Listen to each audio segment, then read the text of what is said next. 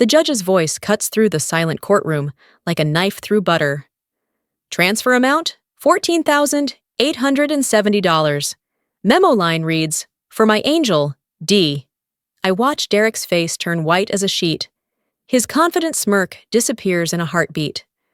Behind him, Delilah shifts in her seat and stares at the floor, like she wants it to swallow her whole. My heart beats steady and calm. All those sleepless nights, all that crying into my pillow, all that anger burning inside me, it's all melted away. Now, there's just this quiet satisfaction washing over me like warm water. The judge looks up from the papers spread across his desk. His reading glasses catch the fluorescent lights overhead. The whole room feels frozen in time, like everyone's holding their breath at once. Derek's lawyer whispers something urgent in his ear, but Derek just sits there like a statue. His expensive suit suddenly looks too big on him. His hands grip the table edge so hard, his knuckles go pale. The judge clears his throat and looks directly at me. "Mrs. Monroe, would you like to explain how you discovered these transactions?" I take a slow breath and nod. "Yes, Your Honor, I'd be happy to. Let me back up and start from the beginning. My name is Ella Monroe. I'm 36 years old, and I work as an accountant at a medical billing company downtown. It's not the most exciting job in the world, but I'm good with numbers. They make sense to me in a way people sometimes don't. I have one son, Charlie, who just turned 9. He's got his father's dark hair and my green eyes. He loves dinosaurs and hates broccoli. And he's the best thing that ever happened to me. I've been married to Derek Monroe for 12 years. We met at a friend's barbecue when I was 24. He was this charming salesman, with a bright smile and quick jokes. He made me laugh until my stomach hurt. Everyone loved Derek. He had this way of making you feel like the most important person in the room. On paper, we looked perfect. Nice house in the suburbs, good jobs, healthy kid. Our neighbors probably thought we had it all figured out. But 6 months ago, something changed.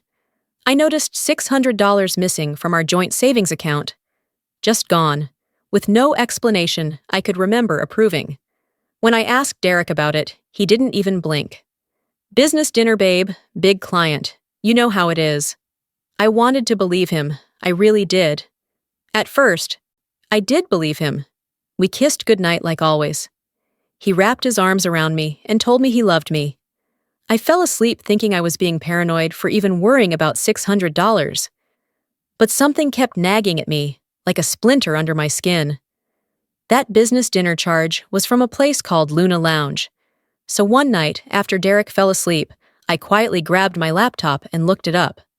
Luna Lounge wasn't some stuffy corporate restaurant. It was a romantic wine bar with dim lighting and live jazz music, the kind of place you take a date, not a business client. The charge breakdown showed 2 entrees and 1 bottle of champagne. Expensive champagne. The kind Derek and I only drank on our anniversary. My stomach twisted into a tight knot. I closed the laptop and stared at the ceiling for hours, listening to Derek snore peacefully beside me. The next week, another withdrawal showed up. This time, it was $1,200 to a boutique called Maison Belle. I'd never heard of it. When I asked Derek, he had an answer ready. "Client gift. You know how important it is to keep the big accounts happy." I nodded and smiled, but my hands were shaking as I washed the dinner dishes. That weekend, I was doing laundry, like I do every Saturday morning. Derek's pants pockets always have random stuff in them. Receipts, business cards, loose change. I've learned to check before throwing anything in the wash. This time, I found a receipt folded into a tiny square and tucked deep in his front pocket. I almost missed it. My hands trembled as I unfolded it. Hotel Riverside, downtown, 1 night, 1 room. Paid with our joint credit card 2 weeks ago. I sat down hard on the laundry room floor. The receipt felt like it weighed 1,000 pounds in my hands. Derek had told me he was visiting his brother that night, said they were helping their mom move some furniture. I heard footsteps coming down the hall. Quick as lightning, I stuffed the receipt into my own pocket and stood up, pretending to sort socks. Derek appeared in the doorway with his coffee mug. "Hey, babe. You okay? You look pale." I forced a smile that felt like it might crack my face in half. "Just tired. Didn't sleep great." He kissed my forehead. "You work too hard. Why don't you take a nap? I'll finish the laundry." "That's sweet, but I'm almost done," I whispered, turning back to the washing machine so he wouldn't see my eyes filling with tears. That night, I couldn't sleep at all. Derek snored beside me while I stared at the ceiling, my mind racing like a hamster on a wheel. Around 2 a.m, I gave up trying. I crept downstairs to the kitchen and opened my laptop. The blue screen light made everything look cold and strange. I logged into our online banking account. My finger hovered over the mouse for a second before I clicked on the transaction history. Every charge felt like a punch to my gut. More fancy dinners, more hotel stays, a jewelry store charge for $800, a florist charge for $200, all paid with our money, our savings, the money we were supposed to be putting away for Charlie's college fund. Then I saw it. A direct transfer. $5,000 sent to an account I didn't recognize. The memo line made my blood run cold. "For her dreams." I grabbed a dish towel and pressed it against my mouth to keep from screaming and waking up the whole house. Tears streamed down my face and dripped onto the keyboard. $5,000. Just gone. Given to someone else. Given to her, whoever she was. I sat there until sunrise, reading through months of transactions, watching our future dissolve into someone else's dreams. The next morning, I confronted him. I waited until Charlie left for school. Then I showed Derek the bank statements spread across our kitchen table.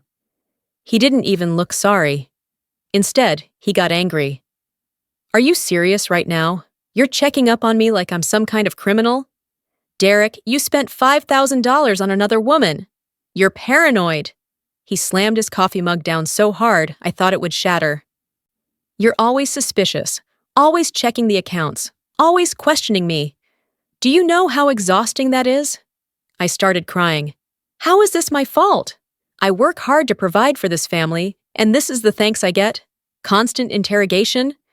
He grabbed his jacket and keys. "I can't deal with this right now." The front door slammed so hard, the windows rattled. I stood in the kitchen, shaking and crying, surrounded by printed bank statements that proved everything. The next morning, I checked the savings account. My hands went numb. The balance showed $800.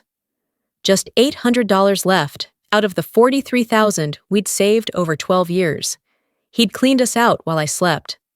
I stared at that number, $800, for what felt like hours. My whole body felt numb, like I was floating outside myself, watching this happen to someone else. Then something inside me shifted. The crying stopped. The shaking stopped. I whispered out loud to the empty kitchen. "Okay." Just that one word. But it felt like a decision, like a door closing and another one opening. I went to my office and pulled out our file cabinet. I printed every single bank statement from the past year, every credit card bill, every receipt I could find. I made copies of everything, organizing them by date in a thick folder. On the outside of the folder, I wrote in neat letters, "House receipts." If Derek saw it, he'd think it was just boring home paperwork. He never looked at that stuff anyway. Then I did something I'd been too scared to do before. I called the number of a lawyer that Anne from work had mentioned once. Anne went through a divorce last year. She'd told me her attorney was smart and tough. My voice shook when the receptionist answered. "Hi, I need to schedule a consultation for a divorce." Saying that word out loud made it real. There was no going back now. The appointment was set for Friday afternoon. The lawyer's office smelled like coffee and old books. Her name was Patricia Wells, and she had kind eyes but a firm handshake. She listened to my story without interrupting once, just taking notes on a yellow legal pad. When I finished, she looked up at me. "Mrs. Monroe, you have more leverage than you realize. These transfers, these charges, this isn't just infidelity. This is financial misconduct within the marriage." "What does that mean?" I asked, my voice barely above a whisper. It means he used marital assets for an affair. The court doesn't look kindly on that. But we need to keep building your case. Don't confront him again. Don't tell him you're seeing a lawyer. Just keep documenting everything." She slid a business card across her desk. "And Ella? You're stronger than you think." I walked out of that office, feeling something I hadn't felt in weeks. Hope. Not the kind of hope where everything magically gets better. The kind of hope that comes from having a plan. That night, Derek texted me from wherever he was staying. "You're my everything. I love you so much." I stared at the message for a long time. Then, I turned off my phone without replying. Over the next few weeks, I became a detective in my own marriage. I followed the money trail like breadcrumbs through a dark forest. I found charges labeled as business expenses that made no sense. Office supplies from a lingerie store, a business lunch at a spa. Derek's company would never reimburse those. I discovered 2 credit cards I didn't know existed. Both maxed out.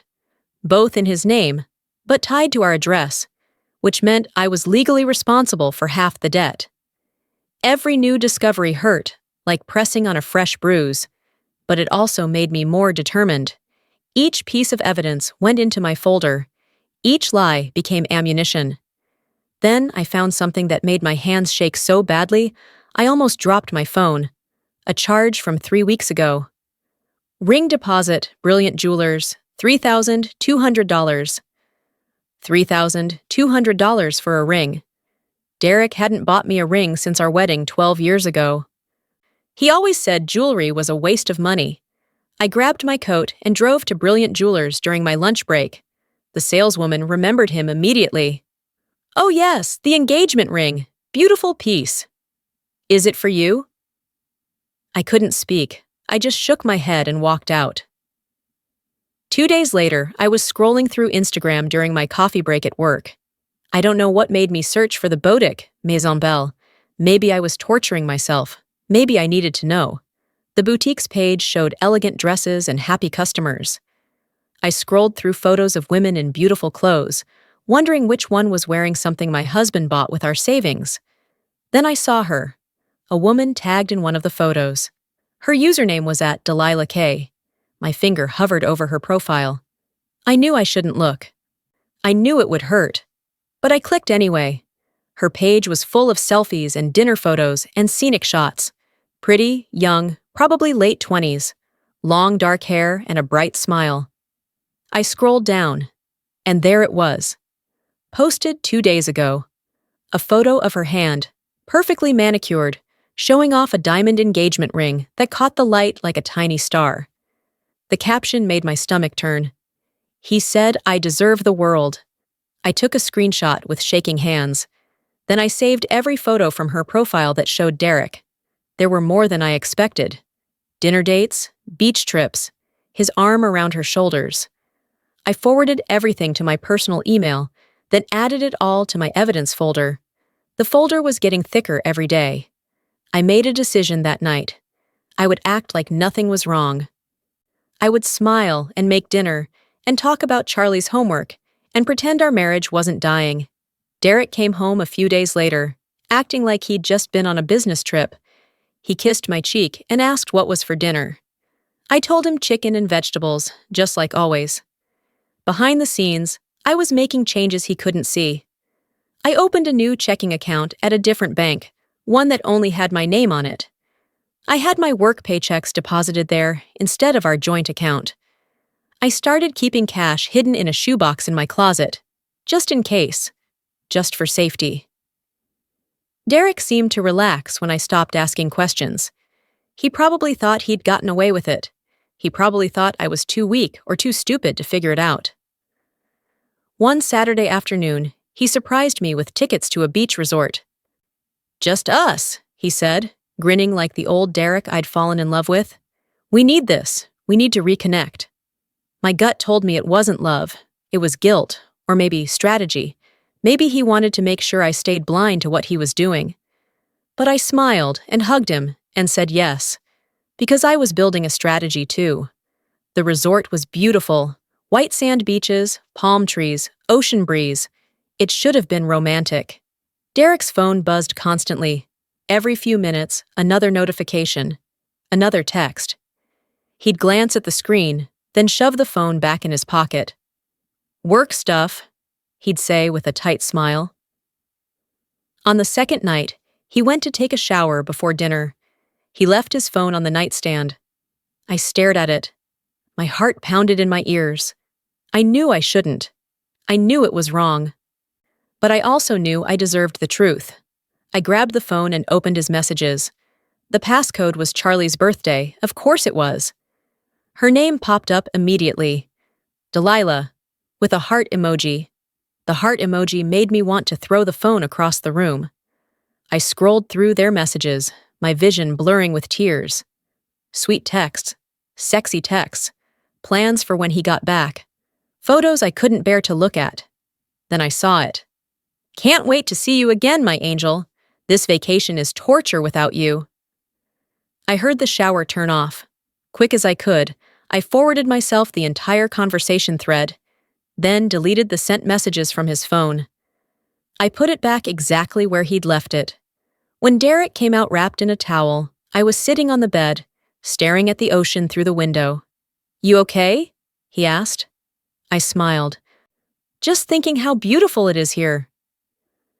When we got home from the trip, I found a new credit card bill shoved in the back of Derek's desk drawer. I wasn't snooping on purpose. I was looking for our insurance papers. The bill showed a balance of $8,300, all charges from the past 3 months. Fancy restaurants I'd never been to, designer stores I couldn't afford, even a weekend rental at a lake house. He was funding her entire lifestyle on borrowed money. Money we'd have to pay back. Money that would come from my paycheck too, since we were married. I took photos of every page with my phone. Then I slipped the bill back exactly where I'd found it. That night at dinner, Derek complained about how expensive everything was getting. "We might need to cut back on some things," he said, cutting into his steak. "Maybe skip Charlie's summer camp this year." I looked at him across the table, this man I'd loved for 12 years, and saw a complete stranger, a liar, a thief. "Whatever you think is best," I said quietly, knowing that the evidence folder hidden in my office was getting thicker by the day. He had no idea what was coming. And honestly, that felt good. The fight happened 2 weeks later on a Tuesday night. Derek came home in a bad mood, slamming doors and throwing his briefcase on the couch. I'd forgotten to buy his favorite coffee, the expensive kind from that specialty store downtown. It was an honest mistake. I'd been working late all week, but Derek exploded like I'd committed a crime. "Is it really that hard to remember one simple thing? Do you even care about this family?" "It's just coffee, Derek. I'll get it tomorrow." "It's not about the coffee," he was shouting now, his face red. "It's about you being lazy, ungrateful. Do you know how hard I work? And you can't even manage basic grocery shopping?" The words hit me like slaps. Lazy, ungrateful, boring. He called me all of these things while I stood there in the kitchen I'd cleaned, wearing clothes I'd washed, having cooked dinner he barely touched. I didn't cry. I didn't yell back. I just stood very still and realized something important. Derek wasn't just unfaithful, he was cruel, and I deserved so much better than this. The next morning, I called Patricia Wells and scheduled an emergency meeting. "I'm ready," I told her. "Let's do this." Patricia spread papers across her conference table and explained everything in simple terms. What Derek did is called marital waste. He spent community property, your joint savings, on an affair. The court considers that misconduct. "What does that mean for me?" I asked, gripping my coffee cup. "It means you're entitled to compensation. He doesn't just split things 50-50 when he's been stealing from the marriage. You could get the house, majority custody, and he'd have to pay back what he spent." She pulled out a document. "We're going to file for divorce. We'll request full financial disclosure, every bank account, every credit card, every asset, and we'll present your evidence to prove his misconduct." Over the next hour, we built a timeline. Every transaction, every hotel stay, every gift to Delilah. It was all documented with dates and amounts and receipts. "This is excellent work," Patricia said, looking impressed. "You've basically done half my job for me." I felt a strange sense of pride. My accounting skills, the ones Derek always said were boring, were about to save me. 2 weeks later, Derek mentioned he wanted to make another investment with our savings. I just nodded and smiled, knowing there was barely anything left to invest anyway. And knowing that soon, none of it would matter. The text message came on a random Thursday afternoon. I was at work, entering data into a spreadsheet, when my phone buzzed. Unknown number. I almost deleted it, but something made me open it. "You think she suspects?" My blood turned to ice. It was meant for Derek. She'd accidentally sent it to me instead. I stared at the message for a full minute. Then I typed back, "She does now." I hit send before I could change my mind. 3 dots appeared. She was typing, then they disappeared, then appeared again, finally. "Oh God! Wrong number, please don't." I didn't read the rest. I blocked the number and sat there, my hands shaking so hard I could barely hold my phone.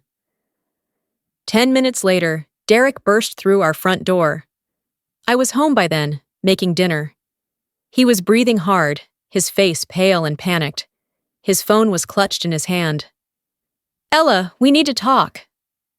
I kept stirring the pasta sauce. "About what?" "Delilah said. She said she texted you by accident." I turned to look at him. "Is that her name, Delilah?" He couldn't meet my eyes. "Ella, please, let me explain." "Explain what, exactly?" Derek collapsed at the kitchen table, his head in his hands. He was crying real tears. His shoulders shook and his breath came in gasps. "I'm so sorry," he sobbed. "I ended it. I swear to you it's over. I made a horrible mistake. Please, Ella, please forgive me. We can start fresh. We can fix this." I stood by the stove, wooden spoon in my hand, and watched him fall apart. Part of me wanted to comfort him. That's what 12 years of marriage does to you. It creates instincts that don't shut off just because your heart is broken. But a stronger part of me stayed completely calm and still. "Okay," I finally said. "We can try." His head shot up. Hope flooded his face. "Really? You mean it? We need counseling, and total honesty from now on. No more secrets." "Yes, anything. I'll do anything." He grabbed my hands and kissed them. "I love you so much. You won't regret this." I nodded and squeezed his hands. Inside, I felt nothing but cold certainty. That night, after Derek fell asleep, I checked our bank account on my phone. A new transfer had gone through just 3 hours ago. $2,000. The memo read, "Final goodbye?" He was still lying to me. Still choosing her. I added a screenshot to my evidence folder and went to sleep. Over the next week, I watched our savings account drain to zero. Derek moved the last of it somewhere I couldn't track. He said he needed space to think and moved into a hotel. The house felt strange without him. Too quiet, too empty, but also peaceful. Charlie asked where Daddy was. I told him Dad was working on a project and staying close to the office. Charlie seemed okay with that answer. Kids are more resilient than we think. I spent my evenings organizing my evidence, bank statements in chronological order, screenshots of Delilah's Instagram, copies of hotel receipts, credit card bills, text messages, everything documented and labeled. Patricia called me one Wednesday evening. "Ella, I think it's time. Are you ready?" I looked around the quiet house, at the photos on the wall of our wedding day, at Charlie's artwork on the fridge, at the life I'd built that Derek had slowly destroyed. "Yes," I said. "I'm ready." "Okay then, we file tomorrow." I hung up and poured myself a glass of wine, the first one I'd had in months. I sat on the back porch and watched the sunset, feeling something I hadn't felt in a long time. Free. The divorce papers were delivered to Derek's hotel room on a Friday morning. I knew because he called me 30 seconds after signing for them, his voice shaking with shock and anger. "What the hell is this, Ella? You're divorcing me? I thought we were working things out. I kept my voice calm and quiet. No, Derek. You thought I was going to keep pretending while you kept lying. I told you it was over with her. I chose you. You transferred $2,000 to her the same night you begged me for forgiveness. You chose her every single time you spent our money on her. You chose her when you bought her an engagement ring with our savings. Silence. Then, how did you? I'm an accountant, Derek. Did you really think I wouldn't notice? He tried a different approach. Soft voice, pleading. Ella, please. Think about Charlie. Think about our family. I am thinking about Charlie. He deserves a mother who doesn't teach him it's okay to let people treat you like garbage. I hung up. 2 days later, Derek hired a lawyer. An expensive one, from what I heard. His first move was to claim I was being vindictive and going after his hard-earned assets. I almost laughed when Patricia told me. Hard-earned? He'd blown through our life savings on another woman. This was going to be interesting. The discovery phase started a month later. That's when both sides have to share their financial information with the court. Derek's lawyer requested all my bank statements, tax returns, and asset lists. Patricia handed them over with a smile. Here you go, all perfectly clean, no hidden money, no secret accounts, no debt. Then Patricia turned to Derek's lawyer. Now it's your turn. I watched the color drain from the other lawyer's face as Patricia slid a subpoena across the table. We were requesting every single transaction from every account Derek had touched in the past 2 years. This seems excessive, Derek's lawyer said, shifting uncomfortably. Your client claims he's the responsible party with the family's best interests at heart, Patricia replied smoothly. I'm sure his records will reflect that. The meeting ended with Derek's lawyer looking like he needed a very strong drink. 2 weeks later, the bank records arrived. Boxes of them. Patricia and I spent an entire Saturday going through everything, highlighting and cross-referencing. Patricia kept shaking her head. This is worse than I thought. Ella, he spent over $70,000 on this affair. $70,000. Our entire savings. Charlie's college fund. Our emergency money. All gone. We've got him, Patricia said quietly. The court is going to see all of this. The deposition was brutal. Derek sat across from me in a conference room, his lawyer beside him, while Patricia asked him questions under oath. Mr. Monroe, can you explain this transaction for $14,870 to Brilliant Jewelers? Derek's face went red. That was a business expense. A business expense for an engagement ring? It was for a client. As a gift. Patricia slid a photo across the table. Delilah's Instagram post, showing off the ring. This client? Derek's lawyer closed his eyes. Derek stammered. That's not. Mr. Monroe, you're under oath. The questions went on for hours. Every hotel stay, every dinner, every gift. Derek tried to deny it, then tried to justify it, then finally just sat there, silent and sweating. When it was over, his lawyer pulled him aside.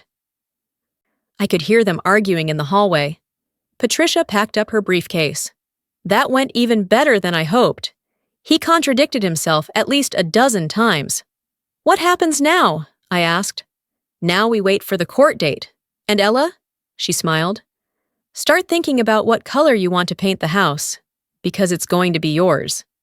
The night before court, my phone rang. Derek's number. I almost didn't answer.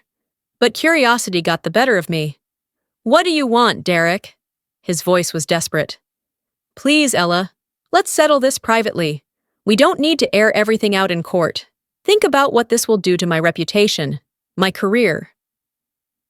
You should have thought about that before you spent our entire savings on your girlfriend. She's not Ella, please. I'm begging you. I'll give you whatever you want. Just don't humiliate me in front of everyone tomorrow. I thought about all the times he'd humiliated me, making me feel crazy for questioning charges, calling me paranoid, screaming at me about coffee, spending my hard-earned money on another woman while I worked overtime to save for our future. No, Derek, I'll see you in court. You're making a huge mistake, he said, his voice turning cold and hard. No, I replied. You made the mistake. I'm just making sure you pay for it.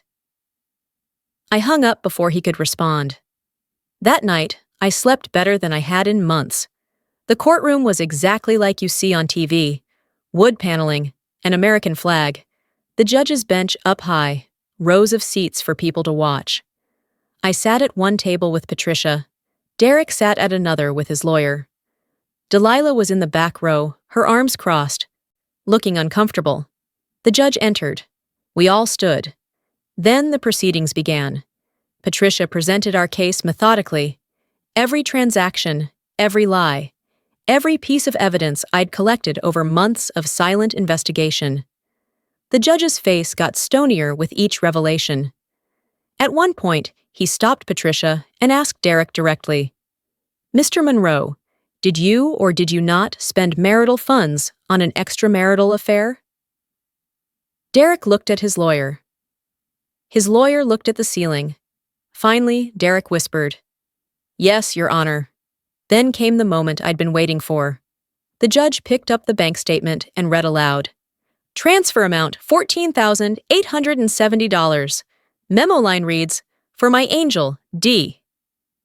The courtroom went completely silent. Someone in the back gasped. Derek's face turned white.